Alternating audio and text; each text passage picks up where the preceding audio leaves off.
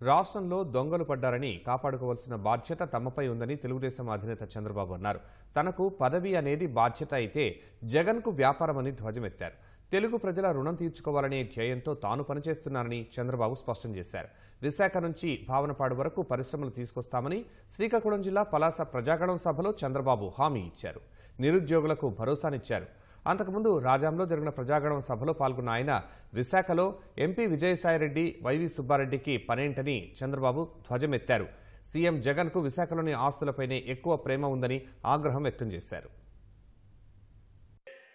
మొట్టమొదటిసారిగా కిడ్నీ బాధితులకి పెన్షన్ ఇచ్చిన పార్టీ తెలుగుదేశం పార్టీ అవునా కాదా అని మిమ్మల్ని అడుగుతున్నా. డయాలసిస్ సెంటర్లు పెట్టిన పార్టీ తెలుగుదేశం పార్టీ.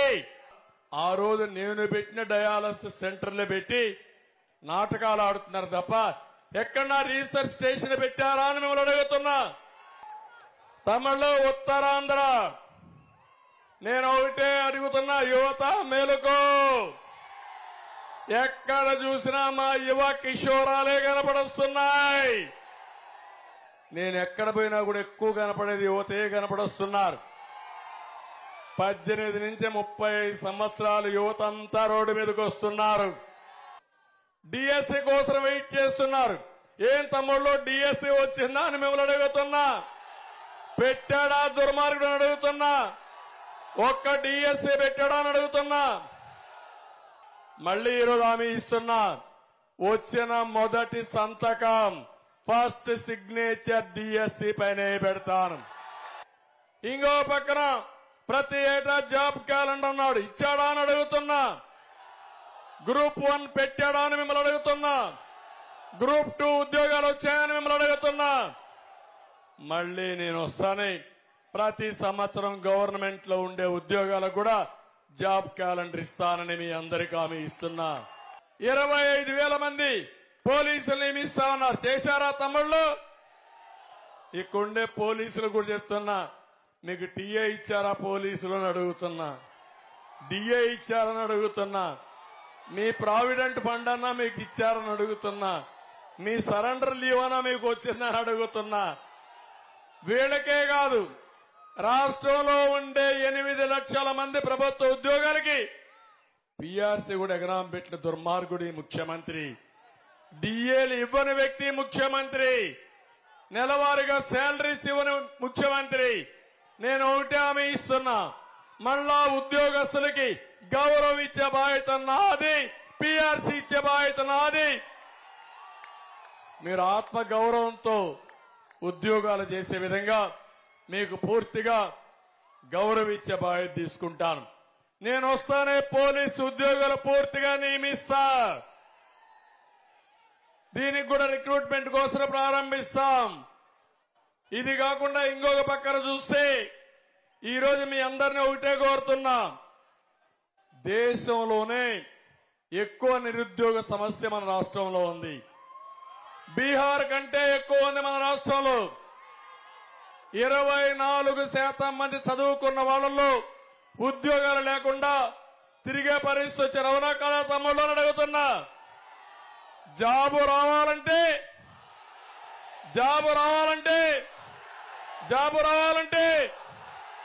అది నా బ్రాండ్ పేటీఎం బ్యాచ్. నేను చెప్పుకోకల్లా, ఏ చిన్న కుర్రవాడిని అడిగినా, చదువుకునే పిల్లల్ని అడిగినా, యువతను అడిగినా ఉద్యోగాలు రావాలంటే బాబు రావాలనేది ప్రతి ఒక్కరూ చెప్పగలిగిన నగ్న సత్యం. అవునా కాదా? నేను వస్తే పెట్టుబడులు వస్తాయి. అవునా కాదా? జగన్మోహన్ రెడ్డి ఉంటే గంజాయి వస్తుంది, జే బ్రాండ్ వస్తుంది, డ్రగ్స్ వస్తాయి. అవునా కాదా అని మిమ్మల్ని అడుగుతున్నా. మీకు ఉద్యోగం కావాలా, గంజాయి కావాలా? ఉద్యోగం కావాలా, గంజాయి కావాలా? తమ్ముళ్ళు, మనం వస్తానే యువ గడంలో కేంద్రం ఇచ్చే యువ శక్తి కూడా కలుపుకొని 20 లక్షల మందికి 5 సంవత్సరాల్లో ఉద్యోగాలు ఇచ్చే బాధ్యత మేము తీసుకుంటాం. వైకాపా 5 ఏళ్ల పాలనలో పలాస మున్సిపాలిటీ మురికి పాలిటీగా మారిందని తెలుగుదేశం పార్టీ అభ్యర్థి గౌతు శిరీష మండిపడ్డారు. భూ కబ్జాలకు నిలయంగా పలాసను మార్చేశారని ఆగ్రహం వ్యక్తం చేశారు. తిట్లీ తుపానుతో అల్లాడిపోయిన శ్రీకాకుళాన్ని యుద్ధ ప్రాతిపదికన 2 వారాల్లోనే సాధారణ స్థితికి తీసుకువచ్చిన ఘనత చంద్రబాబుదేనని శిరీష గుర్తు చేశారు. 5.5 సంవత్సరాలు చాలా ఇబ్బంది పడ్డాం. తెలుగుదేశం పార్టీని పక్కన పెట్టినందుకు రాష్ట్రంతో పాటు పలాస కూడా ఎంతో బాధపడింది. 5 సంవత్సరాలు ఎటువంటి అభివృద్ధి సంక్షేమం లేకపోగా ఈ రోజు ప్రతిపక్షాల మీద, ప్రశ్నించే పార్టీల మీద దాడులు, మాట్లాడితే భూ కబ్జాలు. ఒకప్పుడు పలాస అంటే తెల్ల బంగారం, పలాస అంటే శ్రీకాకుళానికి వర్తక కేంద్రం. ఈ రోజు పలాస అంటే భూ కబ్జాలు, పలాస అంటే తప్పుడు కేసులు, పలాస అంటే ప్రతిపక్షాల మీద అర్ధరాత్రి జేసీబీలు తీసుకెళ్లి ఇల్లు కూల్చడాలు. ఇవి తప్పితే ఈ 5 సంవత్సరాలు ఏమీ జరగలేదు సార్. ఈ రోజు పలాస మున్సిపాలిటీలో 10 రోజులకు ఒక్కసారి మంచినీళ్ళు ఇస్తున్నారు. మా ఆడపిల్లలు, నా అక్క చెల్లెలు ఎంత ఇబ్బంది పడుతున్నారో తెలుసు. మున్సిపాలిటీలా లేదు, మురికి పాలిటీలా తయారయ్యింది. కనీసం రోడ్లు లేవు, మాట్లాడితే గాలి కబురు చెప్తున్నారు. ఇవాళ ఉదయం మీరు వస్తున్నారని తెలిసి ఇక్కడికి అప్పటికే పేటీఎం జంతువులు మొదలు పెట్టాయి. ఉత్తరాంధ్రకి ఏం చేయడానికి వచ్చారని నేను చెప్తాను. ఉత్తరాంధ్రకి 2015లో హుదూద్ వచ్చినప్పుడు విశాఖపట్నాన్ని, 2019లో తిత్లీ వచ్చినప్పుడు శ్రీకాకుళాన్ని దగ్గరుండి కన్న తండ్రిలా చూసుకొని మళ్ళీ ప్రజల మొహంలో చిరునవ్వు చూసి వెళ్లారు. ఉత్తరాంధ్రకి ఏం చేశారో మా అందరికి తెలుసు.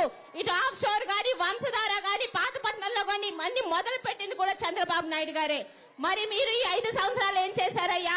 ఋషికొండకి బోడిగుడ్డు కొట్టించి మా పలాసలో అన్ని కొండలకి, నెమలకొండ, సూదికొండ అన్ని కొండలకి బోడిగుడ్డు కొట్టించారు. రెడీగా ఉండండి.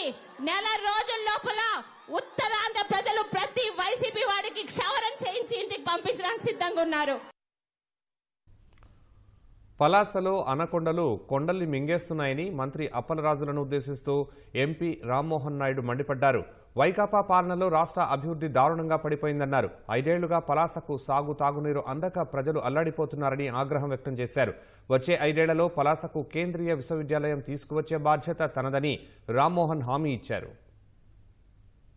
పలాసలో ఈ రోజు పెద్ద పులి దిగింది. ఈ పెద్ద పులిని చూసి జుత్తులు మారి నక్కలన్నీ కూడా పారిపోయే పరిస్థితుల్లో ఉన్నాయి. గుర్తు పెట్టుకోండి, ఈ 5 సంవత్సరాలు పలాసని ఎవరైతే చిత్రహింసలు కూడా పెట్టారో వార్తలు పెట్టి మిమ్మల్ని శిక్షించే రోజులు అతి దగ్గరలోనే ఉన్నాయి. కబడ్డారని వాళ్ళందరికీ కూడా హెచ్చరిస్తున్నాం. 5 సంవత్సరాలు పలాసలో ప్రశాంతత లేదు, పలాసకి త్రాగునీరు లేదు, పలాసకి సాగునీరు లేదు, పలాసకి ఉద్యోగాలు లేవు, పలాస జీడి కార్మికులకి మద్దతు ధర లేదు, పలాసలో ఎటువంటి న్యాయం లేకుండా ఒక ఆర్ఓబి కంప్లీట్ చేయలేదు, రైతు బజార్ కంప్లీట్ చేయలేదు, ఇండోర్ స్టేడియం కంప్లీట్ చేయలేదు. ఇలా ఏ కోణాన చూసుకున్నా సరే ఈ 5 సంవత్సరాలు పలాసలో కొండల్ని మింగారు తప్పితే ఏ ఒక్కరికి కూడా న్యాయం చేసే పరిస్థితి ఈ రోజు లేదు. ఈ రోజు భుజం భుజం కలుపుతున్నటువంటి యోధులు, ఒక పక్కన జనసేనాని పవన్ కళ్యాణ్ గారు, మరొక పక్కన దేశ ప్రధానమంత్రి నరేంద్ర మోదీ గారు, త్రిమూర్తుల్లాగా మన పలాసకి, మన ఆంధ్ర రాష్ట్ర అభివృద్ధి కోసం మేము నిరంతరం కూడా మీతో పాటు నిల్చుంటామని నాయకులు కలిసికట్టుగా మనకి ధైర్యం ఇస్తున్నారు. ఎక్కువ మంది ఉన్నటువంటి పలాస నియోజకవర్గానికి నా వంతుగా కేంద్రీయ విద్యాలయం ఇక్కడే ఏర్పాటు చేయడానికి కూడా వచ్చే 5 సంవత్సరాల్లో నేను కృషి చేస్తానని పలాస ప్రజల సాక్షిగా ఈ సందర్భంగా మీ అందరికీ తెలియజేస్తున్నాను. భూ కబ్జాలు విచ్చలవిడిగా పెరిగిపోయినాయి. ప్రతి ఒక్కరు కూడా వారం రోజులకి నెలకొక్కసారి ఉద్యోగస్తులు గాని, పేదవాళ్లు గాని మా భూమి ఎక్కడుందో తిరిగి చూసుకోవాల్సినటువంటి పరిస్థితి ఉంది. ఎందుకనంటే పెద్ద పెద్ద అనకొండాలు తిరుగుతున్నాయి, ఇక్కడ కొండల రాజులు తిరుగుతున్నారు. ఇక్కడ ఎప్పుడు ఏ కొండ మింగేస్తారో, ఎవరి భూమి మింగేస్తారో తెలియనటువంటి పరిస్థితుల్లో భయభ్రాంతులుగా పలాస ప్రజలందరూ కూడా ఉన్నారు.